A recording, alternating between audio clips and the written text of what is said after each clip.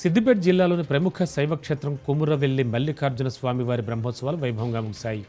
3 నెలల పాటు కొనసాగిన జానపద జాతరకు సోమవారం తెల్లవారుజామున అగ్ని గుండాల నిర్వహణతో ముగింపు పలికారు. మార్గశిర మాసం మొదటి ఆదివారం స్వామివారి కళ్యాణ మహోత్సవంతో ప్రారంభమైన ఈ జాతర పాల్గొన మాసం చివరి సోమవారం వరకు కొనసాగింది. 3 నెలల కాలంలో 10 ఆదివారాలు లక్షలాది మంది భక్తులు స్వామివారిని దర్శించుకుని మొక్కులు చెల్లించుకున్నారు.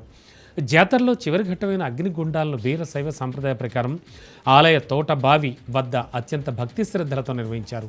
అర్చకులు స్వామివారి ఉత్సవ విగ్రహాలతో అగ్నిగుండం ప్రవేశం చేయగా అనంతరం భక్తులు శివసత్తులు కూడా ఇందులో పాల్గొన్నారు. ఈ కార్యక్రమంతో కొమరవెల్లి మల్లన్న జాతర ఘనంగా ముగిసినట్లయింది. అమరజీవి పొట్టి శ్రీరాములు తెలుగు జాతి గర్వకారణమని మంత్రి మండిపల్లి రాంప్రసాద్ రెడ్డి అన్నారు. అన్నమయ్య జిల్లా రాయచోట్లో నిర్వహించిన అమరజీవి పొట్టి శ్రీరాములు 125వ జయంతి వేడుకల్లో మంత్రి పాల్గొని ఆయన విగ్రహానికి పూలమాలలు వేసి నివాళులర్పించారు. ఈ సందర్భంగా మంత్రి మాట్లాడారు. తెలుగువారి ఖ్యాతిని ప్రపంచవ్యాప్తంగా చాటిన మహనీయుల్లో పొట్టి శ్రీరాములు మొదటి వరుసలో మొదటి స్థానంలో ఉంటారని ఆయన అన్నారు. భాషా ప్రయుక్త రాష్ట్రాల ఏర్పాటు కోసం ప్రత్యేక ఆంధ్ర రాష్ట్ర సాధన కోసం 58 రోజుల పాటు ఆమరణ నిరాహార దీక్ష చేసి ప్రాణత్యాగం చేసిన మహానేతగా ఆయన నిలిచిపోయారని కొనియాడారు. తెలుగు ప్రజల హక్కుల కోసం చేసిన ఆయన త్యాగం కారణంగానే ఆంధ్ర రాష్ట్రం ఏర్పడిందని మంత్రి పేర్కొన్నారు. అమరజీవి జయంతి వేడుకల కూటమి ప్రభుత్వం రాష్ట్ర వ్యాప్తంగా ఘనంగా నిర్వహిస్తోందని తెలిపారు. కమర్షియల్ ఎల్పీజీ గ్యాస్ కొరతతో మచిలీపట్నంలో హోటల్ రంగం తీవ్ర ఇబ్బందులు ఎదుర్కొంటోంది. గ్యాస్ సరఫరా సమస్యను పరిష్కరించాలని కోరుతూ మచిలీపట్నం హోటల్ ఓనర్స్ అసోసియేషన్ సభ్యులు కృష్ణా జిల్లా జాయింట్ కలెక్టర్ను కలిసి వినతిపత్రం అందజేశారు. జనసేన అభ్యర్థి ఆర్కే హోటల్ అధినేత బండి రామకృష్ణ ఆధ్వర్యంలో జరిగిన ఈ కార్యక్రమంలో హోటల్ యజమానులు తమ సమస్యలను అధికారుల దృష్టికి తీసుకెళ్లారు. మచిలీపట్నం పట్టణంలో సుమారు 4,000కు పైగా హోటళ్లు ఉన్నాయని, ప్రస్తుతం కమర్షియల్ ఎల్పీజీ గ్యాస్ కొరత కారణంగా హోటల్ వ్యాపారం తీవ్రంగా ప్రభావితం అవుతోందని వారు తెలిపారు. ప్రపంచవ్యాప్తంగా ఉన్న యుద్ధ పరిస్థితుల ప్రభావంతో గ్యాస్ సరఫరాలో అంతరాయం ఏర్పడిందని, హోటళ్లు పూర్తిగా కమర్షియల్ సిలిండర్లపైనే ఆధారపడి వంటకాలు తయారు చేస్తుండటంతో రోజువారీ కార్యకలాపాలు కష్టంగా మారుతున్నాయని చెప్పారు. కనీసం ప్రతి హోటల్కు 2 కమర్షియల్ ఎల్పీజీ సిలిండర్స్ అయినా సరఫరా చేయాలని ప్రభుత్వాన్ని కోరారు. అలాగే కొందరు సరఫరాదారులు అధిక ధరలకు గ్యాస్ విక్రయిస్తున్నారనే ఆరోపణలపై చర్యలు తీసుకోవాలంటూ డిమాండ్ చేశారు.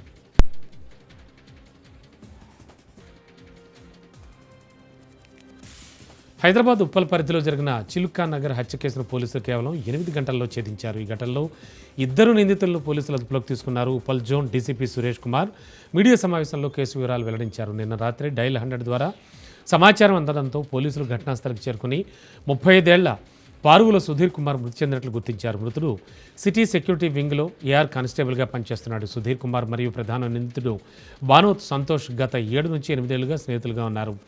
ఫోన్ కాల్ లిస్ట్ చేయలేదనే కారణంతో ఇద్దరి మధ్య వివాదం తలెత్తి వాట్సాప్ చాటింగ్లో పరస్పరం సవాళ్లు విసురుకోవడంతో చిల్కానగర్ గ్రౌండ్ వద్ద కలుసుకున్నారు. మధ్యలో జరిగిన వాగ్వాదం ఘర్షణకు దారితీసి సంతోష్ కత్తితో సుధీర్పై దాడి చేశాడు. తీవ్రంగా గాయపడి సుధీర్ అక్కడి నుంచి పరిగెత్తుకుంటూ వచ్చి రోడ్డుపై కుప్పకూలి మృతి చెందాడు.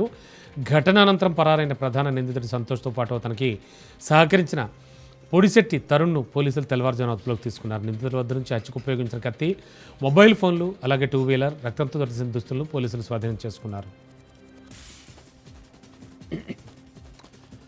యాదాద్రి భువనగిరి జిల్లా రామన్నపేటలో ప్రభుత్వ ఆసుపత్రి అభివృద్ధి కోసం సిపిఐఎం నాయకులు నిరాహార దీక్ష చేపట్టారు. రామన్నపేట మండల కేంద్రంలో సిపిఐఎం మండల కమిటీ ఆధ్వర్యంలో ఈ దీక్ష ప్రారంభమైంది. రామన్నపేట ప్రభుత్వ ఆసుపత్రిని 100 పడకల ఆసుపత్రిగా అభివృద్ధి చేసి ఇందుకు అసెంబ్లీ బడ్జెట్ సమావేశాల్లో 50 కోట్ల రూపాయలు కేటాయించాలని నాయకులు డిమాండ్ చేశారు. అలాగే గర్భిణీ స్త్రీలు, చిన్నపిల్లలకు మెరుగైన వైద్య సేవలు అందించేందుకు సరిపడా వైద్యులు నియమించి 24 గంటలు ఆసుపత్రిలో వైద్యులు అందుబాటులో ఉండేలా చర్యలు తీసుకోవాలని కోరారు. ఈ నిరాహార దీక్షకు మండల టీడీపీ నాయకులు, కల్లుగీత కార్మిక సంఘం నాయకులు మద్దతు ప్రకటించారు.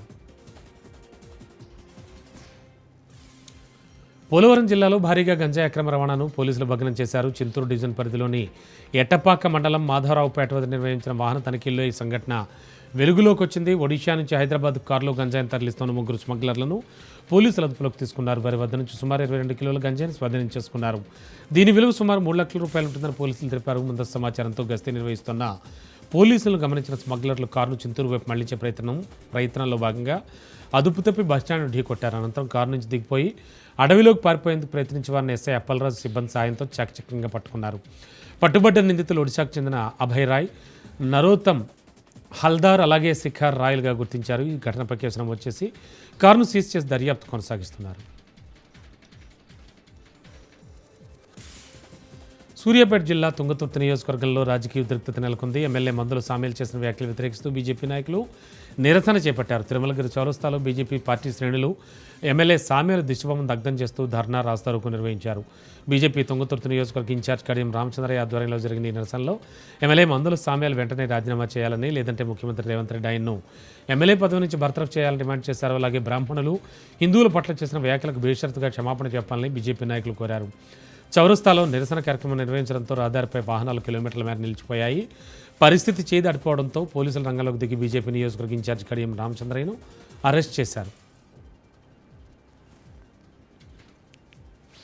మొయినాబాద్ ఫామ్ హౌస్లో జరిగిన డ్రగ్స్ పార్టీ వ్యవహారంపై ఖైరతాబాద్ మాజీ ఎమ్మెల్యే చింతల రామచంద్రారెడ్డి స్పందించారు. ఆ పార్టీలో పట్టుబడ్డ నాయకులు ఏ పార్టీకి చెందిన వారో ప్రజలు గమనిస్తున్నారంటూ ఆయన చెప్పారు. ప్రజాప్రతినిధులుగా ఉన్నవారు ఇలాంటి అసాంఘిక కార్యకలాపాలకు పాల్పడడం తగదని విమర్శించారు. ప్రజాప్రతినిధులందరికీ డ్రగ్స్ టెస్టులు నిర్వహించాలని కేంద్ర మంత్రి బండి సంజయ్ మొదటి నుంచే డిమాండ్ చేస్తున్నారని ఆయన గుర్తు చేశారు. హైదరాబాద్ హిమాయత్నగర్లో బీజేపీ ఓబీసీ మోర్చా హైదరాబాద్ ప్రధాన కార్యదర్శి శ్రీధర్ ఆధ్వర్యంలో నిర్వహించిన మహిళా దినోత్సవ వేడుకల్లో చింతలు పాల్గొన్నారు. ఈ సందర్భంగా పారిశుద్ధ్య కార్మిక మహిళలను సన్మానిస్తూ వారికి చీరలు పంపిణీ చేశారు. మహిళలను గౌరవించడం ప్రతి ఒక్కరి బాధ్యతని చింతల పేర్కొన్నారు. మహిళా దినోత్సవం సందర్భంగా పారిశుద్ధ్య కార్మికులను సన్మానించడం అభినందనీయమని ఆయన అన్నారు. శ్రీ పొట్టి శ్రీరాములు నెల్లూరు జిల్లా ఆత్మకూరులో అమరజీవి పొట్టి శ్రీరాములు 125వ జయంతి వేడుకలు ఘనంగా నిర్వహించారు. ఈ కార్యక్రమంలో రాష్ట్ర మంత్రి ఆనం రామనారాయణ రెడ్డి పాల్గొన్నారు. ఈ సందర్భంగా హనుమాన్ జంక్షన్ నుంచి సత్రం సెంటర్ వరకు ర్యాలీగా వెళ్లిన మంత్రి ఆనం ఆర్యవైశ్య సంఘం సభ్యులతో కలిసి పొట్టి శ్రీరాములు విగ్రహానికి పూలమాలు వేసి ఘనంగా నివాళులర్పించారు. అనంతరం అమరావతిలో ముఖ్యమంత్రి చంద్రబాబు నాయుడు ఆవిష్కరించిన స్టాట్యూ ఆఫ్ సాక్రిఫైస్ కార్యక్రమాన్ని లైవ్ ద్వారా వీక్షించారు. ఈ సందర్భంగా మంత్రి మాట్లాడారు. భాషా ప్రయుక్త రాష్ట్రాల సాధన కోసం తన ప్రాణాలను అర్పించిన మహనీయుడు పొట్టి శ్రీరాములను కొనియాడారు. ఆయన త్యాగానికి గుర్తుగా అమరావతిలో 58 అడుగుల స్టాట్యూ ఆఫ్ సాక్రిఫైస్ నిర్మించడం గర్వించదగ్గ విషయమని మంత్రి ఆనం రామనారాయణ రెడ్డి తెలిపారు.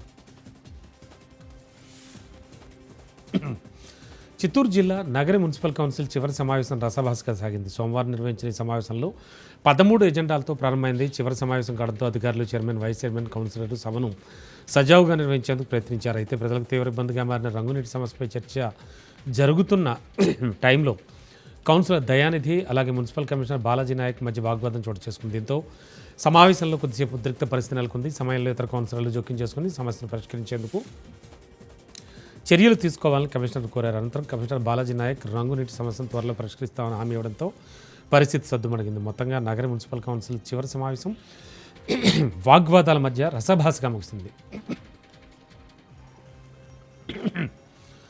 అనంతపురం జిల్లా రాయదుర్గం పట్టణంలో తాగునీటి సమస్యపై మహిళలు రోడ్డెక్కారు. కనేకల్ రోడ్డుకు సమీపంలోని ఎంసీఏ లేఅవుట్లో గత 20 ఏళ్లుగా తాగునీటి సమస్య కొనసాగుతోందని కాలనీ వాసులు ఆవేదన వ్యక్తం చేస్తున్నారు. ఎన్నికల టైంలో నాయకులు ఇచ్చిన హామీలు అమలు చేయడంలో విఫలమయ్యారని ఆరోపిస్తూ మహిళలు ఖాళీ బిందెలతో మున్సిపల్ కార్యాలయం ముందు నిరసన చేపట్టారు. వెంటనే తాగునీటి సౌకర్యం కల్పించాలని మున్సిపల్ అధికారులను డిమాండ్ చేశారు. దీనిపై స్పందించినటువంటి మున్సిపల్ కమిషనర్ దివాకర్ రెడ్డి ప్రస్తుతం ఎంసీఏ కాలనీకి రోజుకి 8 ట్రక్కుల ద్వారా నీటిని సరఫరా చేస్తున్నామని తెలిపారు. అలాగే అమృత్ 2 పథకం కింద కాలనీలోని ప్రతి ఇంటికి నీటి కనెక్షన్లు కల్పించే చర్యలు తీసుకుంటామని హామీ ఇచ్చారు.